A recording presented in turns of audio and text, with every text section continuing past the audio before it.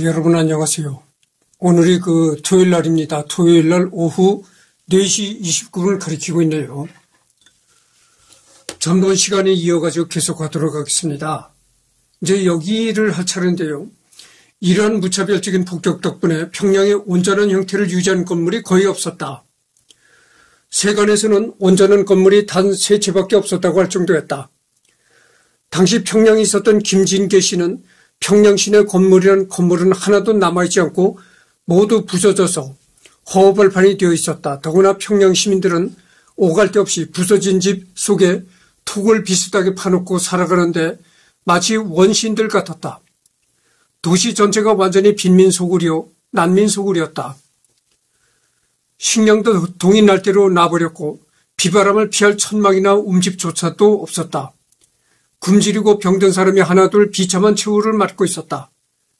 살아 움직이는 사람보다 죽어 나자빠진 시체가 더 흔했다. 아니 살아있는 사람도 반쯤은 죽어 있었다라고 증언했을 정도다. 다른 곳이라고 나을 게 없었다. 김진계 씨는 전쟁 후 원산에 들른 적이 있었는데 그것도 평양과 다를 바가 없었다. 아니 평양보다 더하면 더하지 덜하지 않았다. 미군은 군사시설뿐만 아니라 민가라도 야간에 불빛만 비치면 굶주린 개가 고기를 본 듯이 공격을 했다고 말했을 정도다.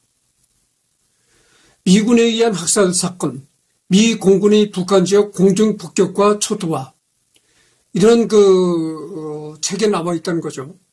아래 김진계 씨가 수기에 쓴 내용을 보도록 하자. 이 김진계라는 사람이 쓴 그런 수기를 이제 들여다보도록 하자 이거죠. 1952년 초 물자를 인수하러 원산에 갔을 때였다. 차량을 은폐지에 숨기고 쉬고 있는데 멀리서 엿장수가 엿을 팔기 위해 길을 가는 것이 보였다. 이런 상황에서도 엿을 파는구나 하고 감탄하던 차에 하늘 저편에서 미군기가 나타났다. 미군기는 곧 로켓탄을 퍼붓고 기총사격을 가했다. 비행기가 사라진 후 달려가 보니 엿 목파는 산산조각이 되어 날아가고 그는 팔과 다리가 사방으로 흩어진 채 끔찍하게 죽어 있었다. 그러니까 이렇게 폭탄이 퍼붓는 데에서도 엿을 팔고 흘러 지나가더라 이거예요. 그래서 이렇게 좀 모습만 보였다 하면 미 공군이 날아가서 폭격을 해야 되는 이런 상황에서도 엿을 팔고 있구나 이렇게 생각을 했다는 겁니다. 이게 뭘 말하는 건가요? 먹고 사는 문제가 그렇게 중요하다 이거요. 당장 먹지 않으면 사람이 먹고 살지 않으면 죽잖아요. 그러니까 폭탄 떨어지는 데서도 먹고 살기 위해서 엿을 파는 거죠. 그러게 여러분들 좀 얘기가 좀 그러겠는데도 한번 들어보시오. 예전에 전원주택이라는 게 유행했던 적이 있었습니다. 이 도시에서 서울에서 이 돈 많이 번 사람들이 경기도 어디 저쪽 어디 강변가에다가 집을 짓고 이렇게 전원주택을 짓는 것이 유행이었었단 말이죠. 근데 거기 가면 뭐랍니까? 할 게 없는 거예요. 차라리 서울서는 할 게 많아도 거기 경기도 시골에 저 남한강변 쪽에 경기도 광주나 이런 데 남한강변 쪽에 전원주택을 지어본들 집이나 멋지게 하나 지어놓고 거기서 손가락 빨고 있을 겁니까? 그렇잖아요. 이 벌이가 중요하다 이거죠. 뭘 해서 벌어먹고 살겠느냐 이 말이죠. 그래서 사람이 첫째가 벌어먹고 살 길이 있어야 되는 겁니다. 그래서 내가 예전에 제주도를 갔다 왔다고 하니까 제주도를 관광 갔다 왔다고 하니까 나하고 친하게 지내던 사람이 물어. 제주도를 가보니까 제주도가 좋습니까? 이렇게 묻더라고 나보고.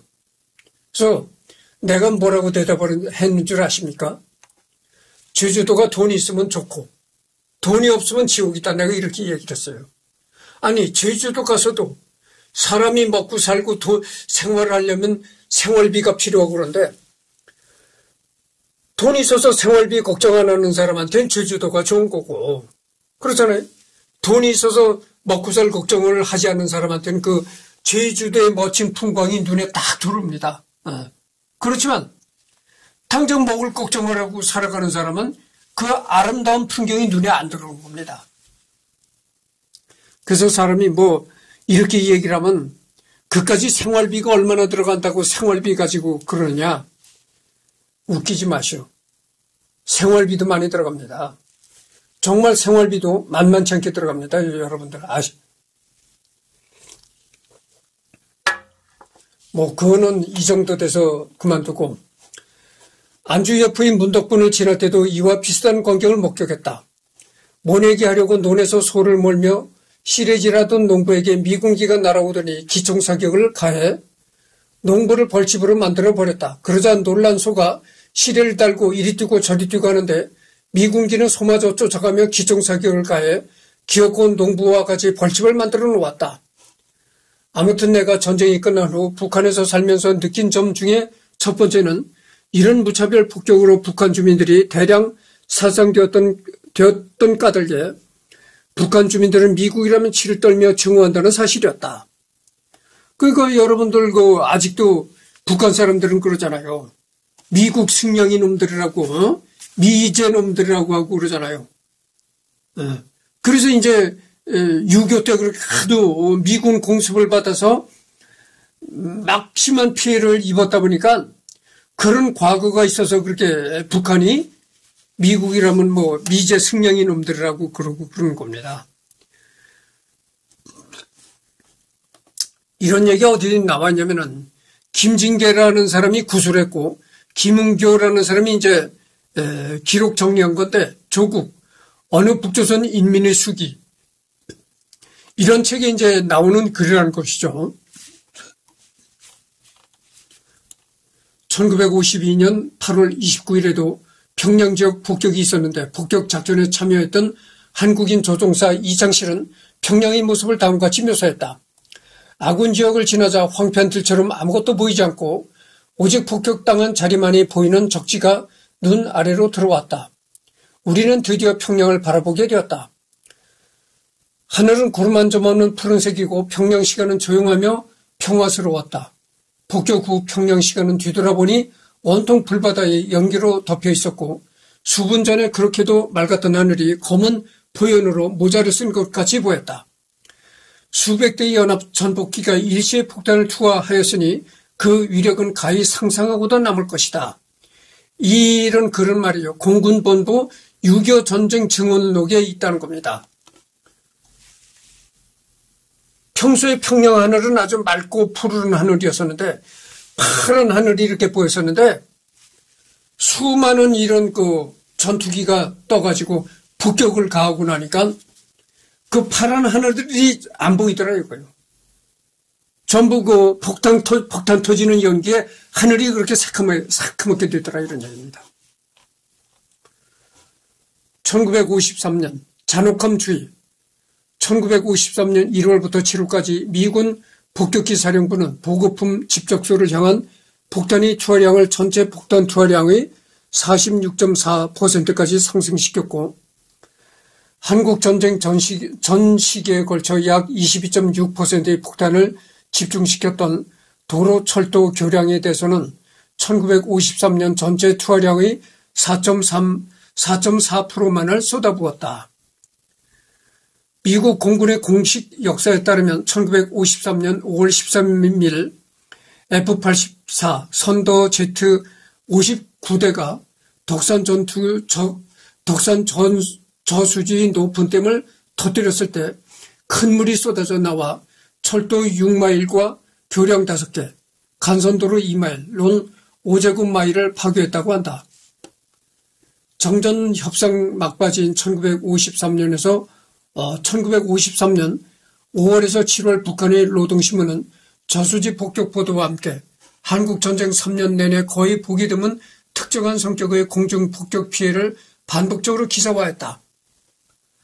기사에 따르면 미 공군이 의도적으로 농가의 농업 경영을 방해하기 위해 농경지를 파괴했다고 보도했다. 1953년 6월 1일 평안남도 일대에 등장한 미 공군 폭격기들이 민가와 토구를 대규모로 파괴하여 민간인을 대거 살상했다고 북한 측 신문기사는 주장했으며 이 북격으로 인하여 이양과 파종이 끝난 수정보의 논밭이 피해를 입었다는 사실도 강조했다. 1953년 7월 1일자 노동신문에 따르면 정전회담에서 난관에 봉착한 미군이 평화적 주민지대와 농경지들에 대한 야수적 폭격을 계속 강화하고 있다고 주장했다.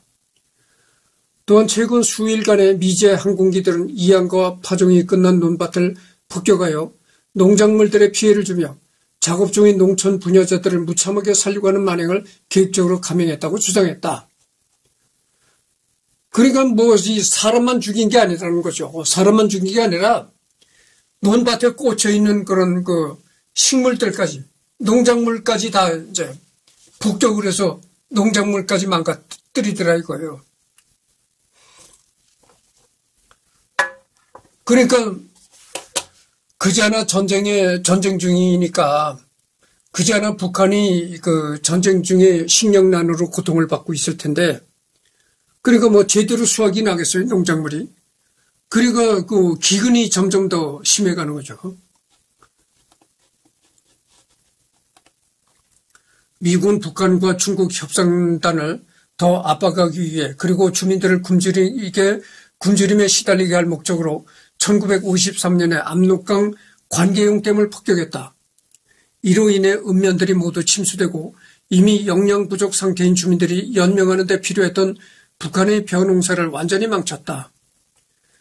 저수지 5개가 폭격당해 농지 수천 에이커가 침수됐고, 관계용 댐은 그 나라 벼농사 75%를 가능하게 했지만 미 공군은 이 기간 시설을 공격함으로써 미국 25만 톤을 파괴한다는 구상을 했다. 이를 시행한 다음 작성된 미군 보고서를 보면 이 같은 주식작물의 손실이 아시아인들에게 갖는 엄청난 의미를 서방인들은 거의 상상도 할 수 없다고 나온다. 북한이 기근으로 인한 대량 사망을 막을 수 있었던 것은 중국과 소련의 식량 원조가 증가했기 때문이었지만, 당연히 미군 항공기들은 이 공급을 차단하고자 함으로써 노력의 효과를 지속적으로 훼손했다. 이거는 이제 에이브람스, 박현주가 번역하고 끝나지 않은 전쟁, 북미 대결 70년사, 이런 책에 나왔다는 거죠.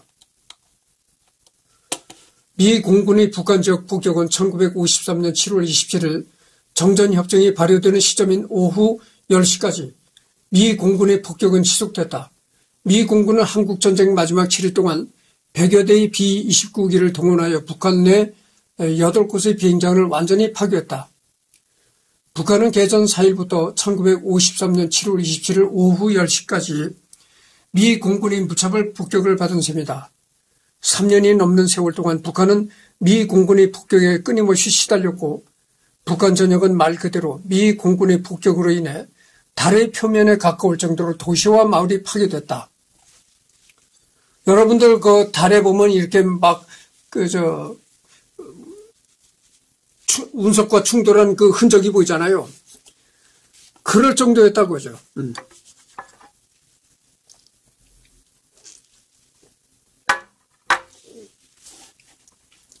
기반시설 폭격. 미군이 북한 수력발전소 폭격 일지. 미군이 이제 북한의 수력발전소를 폭격한 기록을 보면은 1952년 6월 23일부터 7월 8일까지 수풍댐을 폭격했다. 10만 킬로와트 변압기 2대 파손, 6만 킬로와트 변압기 3대 파손, 제6, 제7 발전, 66볼트 조절장치 완파, 220볼트 조절장치 70% 파손, 공기 개폐기 6대 완파, 충전 배터리 70% 파손, 1952년 6월 23일 부전 제345 발전소, 제5 공국 F-51기 출격, 1952년 6월 23일 장진 제345 발전소, 제1해병 비행단 출격, 1952년 6월 23일 부전 제125 발전소, 허천 발전소, 해군 함재기 출격, 1952년 9월 12일 수풍댐, B-29 31대 출격, 1953년 6월 7일 수풍댐 이렇게 나와 있네요. 그다음에 미군의 북한 저수지 폭격일지. 그러니까 미군이 이제 저수지를 폭격한 그런 기록이죠. 1953년 5월 13일 독산 저수지. 계곡 아래 43km 완전 침수, 경의선 주요 구간 침수, 홍수 발생, 평양시 건물 700채 파손. 1953년 5월 13일에서 14일 결룡 저수지. 1953년 5월 15일에서 16일 잠호 저수지. 처음에는 주민들이 복구, 24대 폭격기로 재폭격, 61m 정도의 균열, 제방 2050피트 붕괴, 하류 철교 3개 유실, 도로와 논 대거 손실, 대동강 범람. 1953년 5월 21일에서 22일 용원 저수지, 적지 않은 농경지 침수. 1953년 6월 13일에서 14일과 18일 귀성 저수지. 1953년 6월 14일에서 18일 봉천 저수지. 이렇게 됐다는 거죠. 저수지도 왜 이렇게 폭격을 했냐면은 이건 뭐 뻔할 뻔짜죠. 저수지에 가둔 물을 갖다가 이제 벼농사를 하니까 농사를 못하게 이제 저수지를 폭파시키는 겁니다. 그러니까 그지않아도 방금 전에도 얘기했지만 그지않아도 이 전시가 돼가지고 여러 가지 식량의 어려움을 겪을 텐데 그렇게 농사를 못 짓게 저수지 이런 걸 다 폭발시켜버리니까 이 기근이 더욱 심하죠. 그래가지고 6.25 전쟁 때는 식량을 중공이 식량도 지원했다는 겁니다. 중공도 식량을 지원하고 소련도 지원하고 그랬다는 거죠.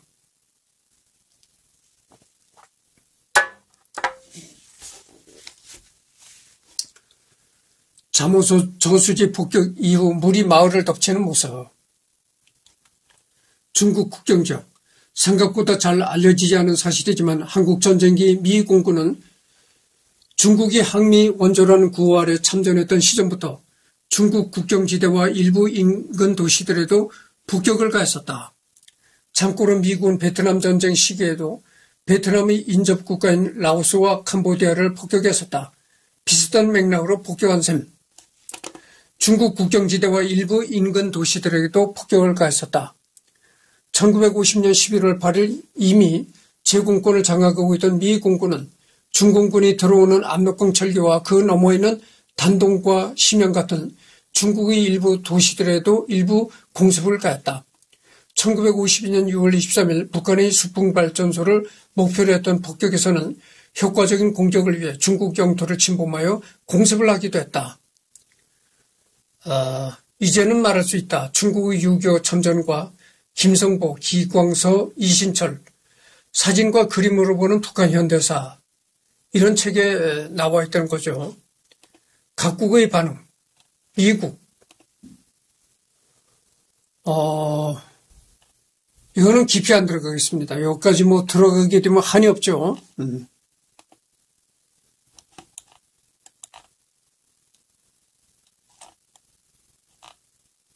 각국의 반응, 그 다음에 미국, 대한민국. 대한민국 한번 읽어보도록 하겠죠.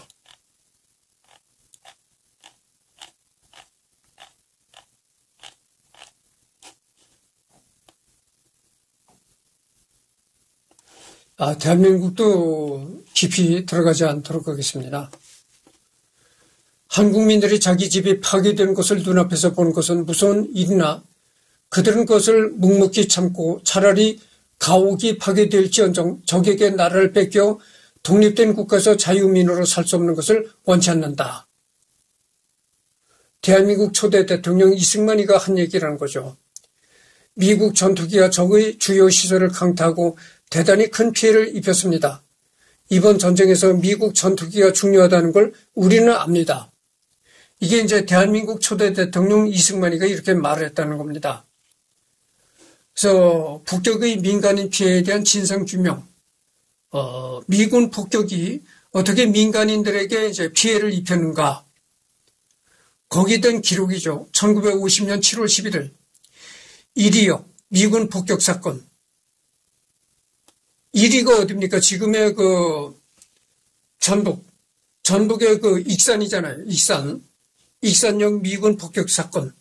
사망 91명, 사망 추정 300명 이상.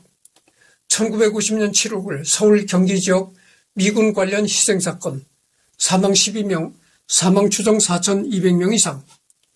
1950년 7월, 1951년 1월 강원 지역 미군 폭격사건 사망 30명, 사망 추정 1,000명 이상. 1950년 7월 24일에서 1952년 9월 3일 호남 지역 미군 관련 희생사건 사망 46명, 사망 추정 200명 이상. 1950년 7월 29일에서 9월 26일 경남 미군 폭격사건 사망 191명. 1950년 8월 11일에서 8월 20일 의령 미군 폭격사건 사망 49명, 사망 추정 69명 이상. 1950년 8월 14일 경주 기계천 미군 폭격사건 사망 31명, 사망 추정 35명. 1950년 7월 30일에서 1951년 2월 4일 경북지역 미군 폭격사건 사망 95명.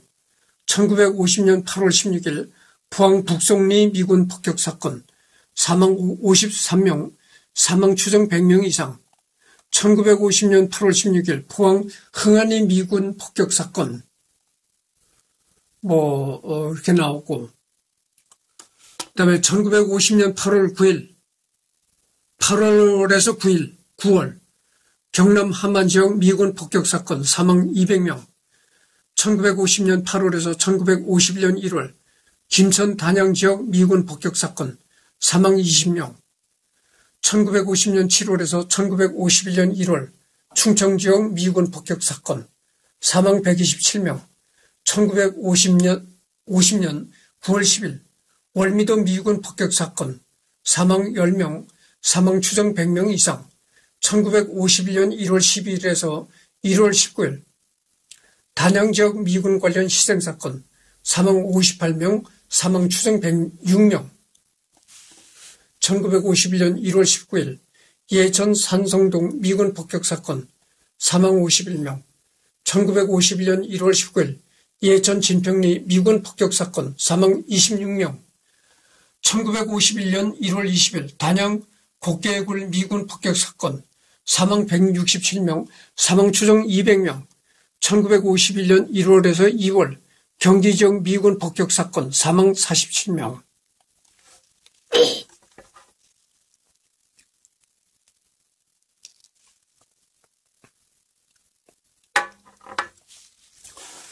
미군의 폭격이 낳은 부수적 피해에 대한 조사는 제대로 진행되지 못하고 있다. 아직 많은 자료가 기밀로 미국 국립문서기록관리청에 보관되어 있고 남북한 양측에서 심도 있는 조사를 제대로 진행하지 못한 탓도 있다. 하지만 신문이나 잡지를 통해서 조금씩 이 문제가 보고되기 시작했고 2005년 출범한 진실 화해를 위한 과거사 정리위원회에서 미군 폭격의 민간인 피해 또한 조사 대상으로 넣었다. 진실 화해를 위한 과거사 정리위원회에 따르면 1기 위원회 활동조사 기간 동안 접수된 미군 폭격 관련 사건은 530건. 하지만 이 중 진실 규명된 경우는 120건으로 규명률은 22.6%에 불과하다. 이는 다른 민간인 집단 희생 사건들의 규명률에 비하면 가장 낮은 것이다. 참고로 예비 검색과 대구 10일 사건 그거는 100%. 보도연맹 학살 사건은 98.9%. 그러니까 이것도 거의 100%죠.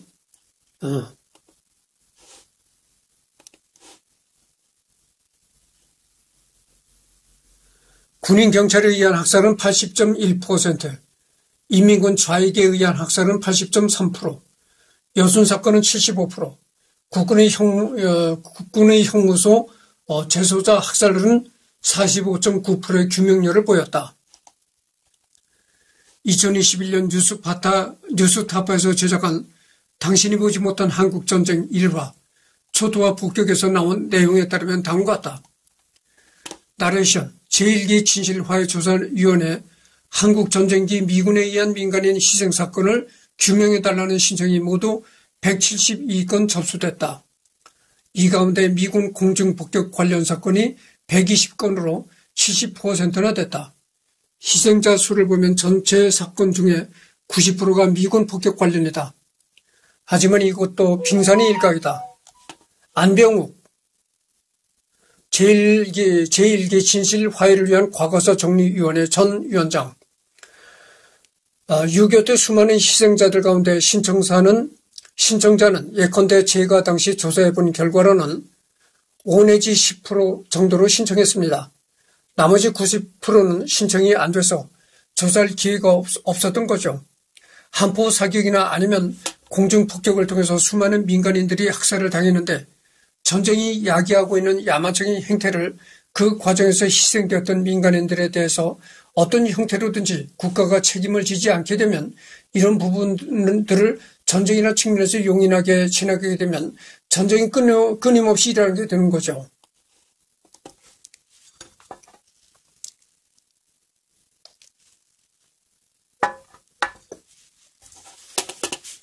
그러니까 이게 민간인 학살이라는 것은 언젠가 내가 전번에도 얘기를 했지만 막 이렇게 섞여 있다는 거죠.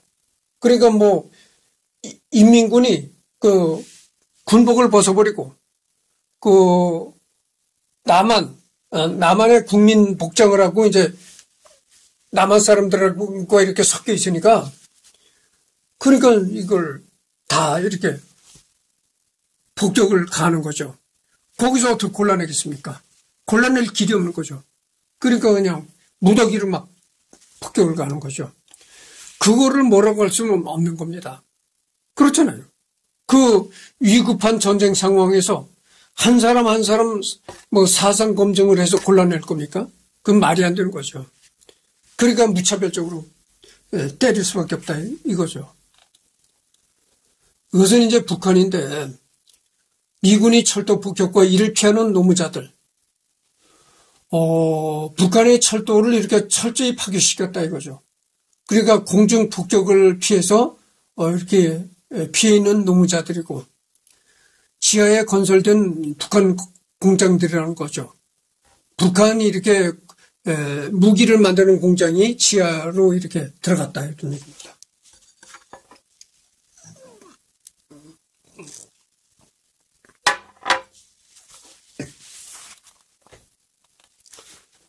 계속해서 김일성은 사방에서 그에게 전화를 해서 미 공군의 폭격과 대규모 파괴에 대해 보고하고 있다고 말했습니다.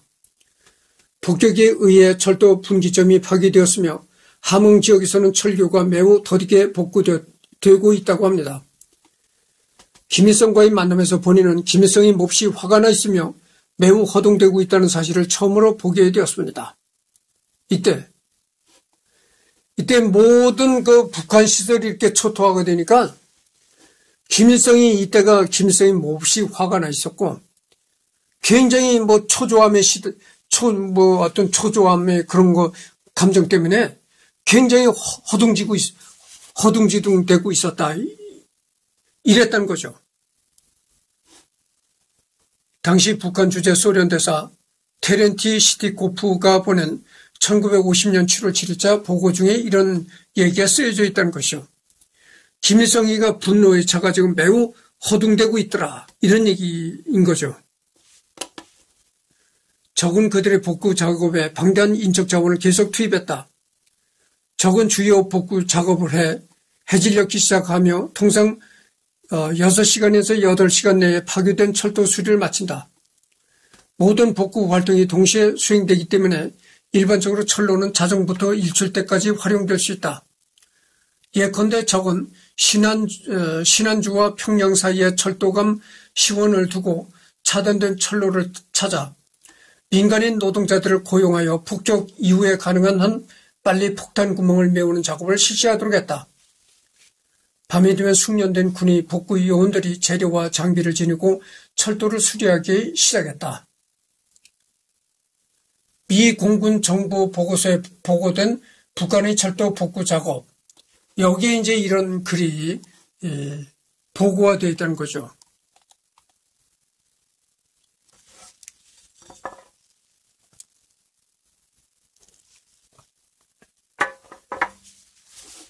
폭격이 시작되자 북한은 말 그대로 뒤집어졌다. 김일성을 비롯한 북한의 지도자들은 물론이고 조선노동당의 하급 관료들과 당일꾼들 그리고 평범한 민간인에 이르기까지 모든 북한인들이 공포에 떨었다. 무차별적인 폭격은 이들에게 생존이냐 죽음이냐의 공포를 직면케 하였다. 실제로 폭격 대상의 지역의 당 간부들이 가장 먼저 대피한 것을 이유로 제명당하거나 징계를 받기도 했다. 또한 공장이나 학교에서는 저조한 출석률을 보였다. 많은 사람들이 도시를 떠나거나 지하로 들어갔다. 토구를 파서 그 안에 지내는 사람들도 있었고 동굴 등에서 생활을 영위하기도 했다. 폭격으로 공장과 기반시설이 파괴되자 기계 설비들도 지하로 들어갔다. 당 조직과 군사 조직도 마찬가지였다. 대규모 폭격으로 의식주 자체가 위협받는 상황이 계속되자 많은 주민들이 고통받았다. 그럼에도 농사의 경우에는 밖에서 계속 지어야 했기에 농민들은 폭격의 위험을 무릅쓰고 밖에 나가 농사를 계속할 수밖에 없었다. 앞서 언급한 바와 같이 전쟁 시기 일반적인 북한 사람들이 겪는 폭격의 공포는 김일성 또한 예외일 수 없었다. 김일성은 1951년 1월 4일부터 정전 때까지 평안남도 강동군 시정면 곤지리, 여기에 현재는 평양시 용성구역 명호동이라는 것이죠. 전선사령부에서 지냈다. 이곳에서 김일성은 두 차례는 목숨을 잃을 뻔했다. 이때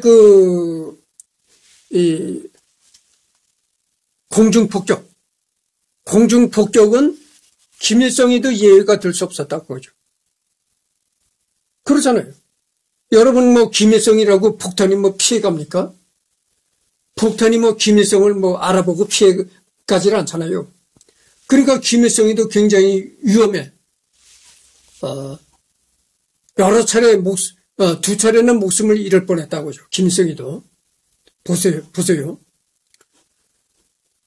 김일성은 1951년 1월 4일에서 정전 때까지 평안남도 강동군 시정면 곤지리, 여기 어디냐면은 현재는 평양시 용성구역 명호동의 전선사령부에서 지냈다. 이곳에서 김일성은 두 차례는 목숨을 잃을 뻔했다. 1951년 7월 29일 미군 전투기 기총사격으로 김일성이 앉아있던 곳에서 불과 1m 지점에 총알이 박혔고 그해 8월 4일에는 사령부 뒷뜰에 500kg짜리 폭탄이 떨어졌다. 떨어진 폭탄이 불발탄이어서 김일성은 운 좋게도 살아남을 수 있었다. 또한 김일성이 전선사령부에 머무르는 동안 그곳에 투하된 폭탄은 무려 149개였다. 김일성이가 있었던 그 전선사령부에 무려 149개의 폭탄이 투하가 됐었다는 겁니다. 그래서 김일성이 아슬아슬하게 목숨을 부지한 게 딱 2번이었다고 하죠.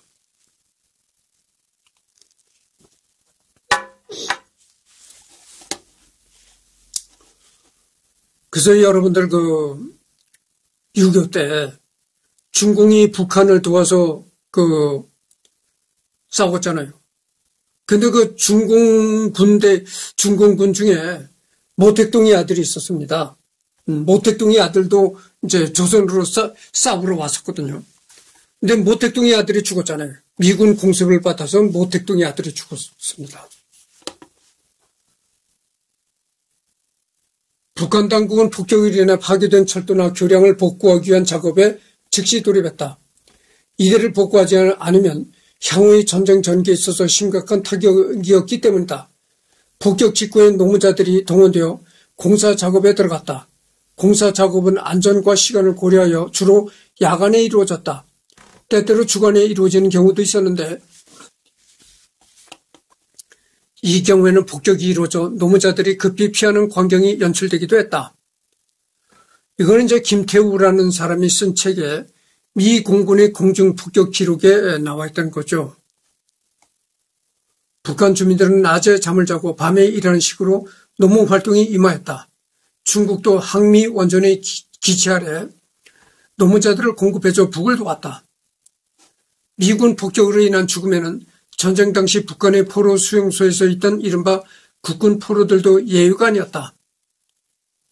당시 국군 포로서 미군의 폭격으로 25명의 한국군 장교가 희생되는 것을 본 박진홍의 증언을 보자. 강동 제8포로 수용소는 큰 강당을 비롯해 부대 시설이 잘 되어 있었다. 큰 강당 옥상에는 붉은 바탕의 흰색으로 PW라고 크게 쓰여진 대공 표지판이 붙어 있었다. B-26 쌍발 야간 폭격기는 일렬 횡대로 날아가면서 일정한 거리를 두고 폭탄을 떨어뜨렸다. 비행기 프로펠러 소리가 머리 위에서 나면 위험했지만 멀리서 볼 때는 이런 폭격 방법도 있나 싶을 정도로 풍경이 장관을 이루었다. 이 폭격 장면을 우리는 줄폭탄 폭격이라고 불렀다. 목표물이 있는 것 같기도 하고 어떻게 보면 없는 것 같기도 했다. 그런데 아차하는 순간 이 줄폭탄이 강동 제8포로 수용소 장교 숙소의 직격으로 떨어졌다. 25명이 그 자리에서 즉사했다. 희생자 중에는 7사단 모연대 부연대장도 있었다. 누구를 원망할 수도 없었다.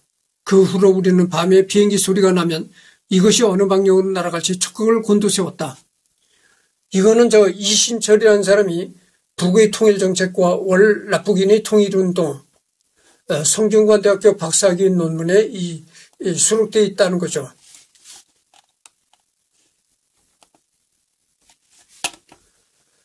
북한 당국은 미군 폭격의 비인간성과 비도덕성을 세계에 알리고자 했다. 그리하여 북한 지역의 전쟁 피해 조사를 호소하거나 유엔 안전보장이사회에 항의 서한을 보내기도 했다. 그 결과 1951년 5월 국제민주여성연맹 소속의 18개국 20명 대표와 1명의 참관인이 북한 지역을 방문하였다. 또한 몇몇 외신 기자들도 북한 지역을 방문하여 폭격의 참상을 다룬 기사를 작성한 바 있다. 이것은 이제 1953년 1월 폐허가 된 평양 인근 지역이고, 보세요. 여기 뭐 남아있는 게 없잖아요. 전혀 타겟이 될 건물 같은 게 없다는 얘기죠. 죽은 어머니 관을 부여잡고 우는 북한 여성. 폭격으로 이제 어머니가 죽자 그 어머니가 죽은 그 관을 부여잡고 딸이 이렇게 통곡을 하는 거죠.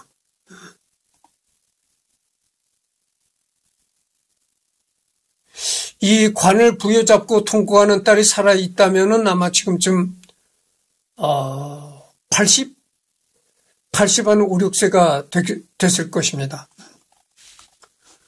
미국 측 분석에 의하면 미 공군의 폭격으로 북한의 공업 및 주거시설의 3분의 2에서 4분의 3이 파괴되었으며 나머지도 주변 시설이 부족으로 사용할 수 없는 상태였다.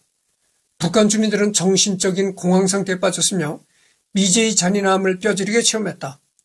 미군의 폭격으로 모든 게 파괴되고 전 인구의 약 3분의 1이 죽거나 다친 나라의 사람들이 한해 사무친 반미의식을 갖지 않는다면 오히려 그게 더 이상할 일일 것이다. 이건 이제 강준만 교수가 쓴 한국 현대사 산책에 나와 있다는 거죠.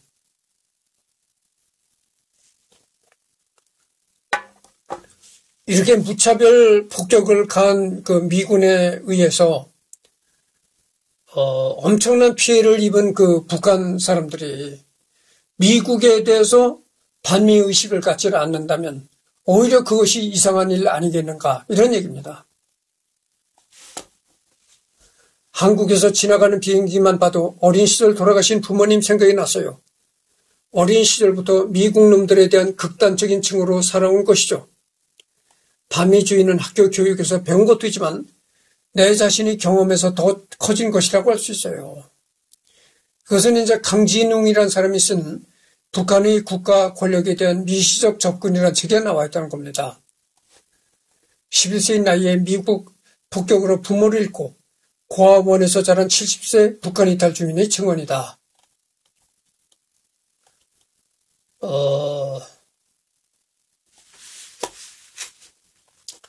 그들은 미국과 미국인을 증오했습니다. 미군의 폭격과 잔혹 행위 때문입니다. 이것은 이제 그 푸른 눈의 평양 시민이라는 책에 이렇게 나온 기록이 되어 있다는 거죠. 이 책은 이제 브루스 커밍스란 지금 내가 하는 게 브루스 커밍스잖아요. 이 브루스 커밍스가 쓴 책에 이렇게 기록이 되어 있다는 거죠.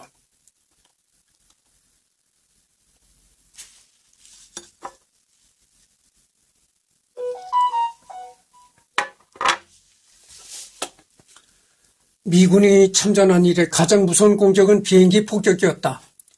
미군 비행기가 제공권을 완전히 장악하여 밤낮으로 전 후방을 가리지 않고 폭격하기 시작하면서 인민군 점령 지역에서도 수많은 사상자가 났다. 미군기는 밤이 되면 공중에 내내 떠 있다가 불빛이 조금이라도 흘러나온 곳은 번개처럼 무차별 기총 쏘사하고 엄청난 양의 폭탄을 투하했다. 흡사 들판에서 놀고 있는 햇병아리 한 마리를 보고 수십 마리의 독수리떼가 벌떼처럼 달려드는 꼴이었다. 이거는 이제 김진계라는 사람이 쓴 책이 이렇게 나와 있다는 거죠. 그래서 미군기는 말이죠. 미군기는 밤이 되면 공중에 계속 떠 있다는 겁니다.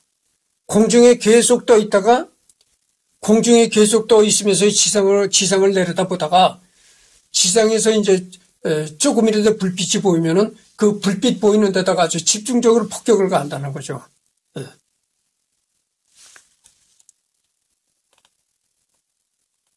그래서 이제 41분이 경고했습니다. 이번 시간은 여기까지 하고 다음서부터는 여기 머리가 깨지고 손이 잘리고 여기서부터 하도록 하겠습니다.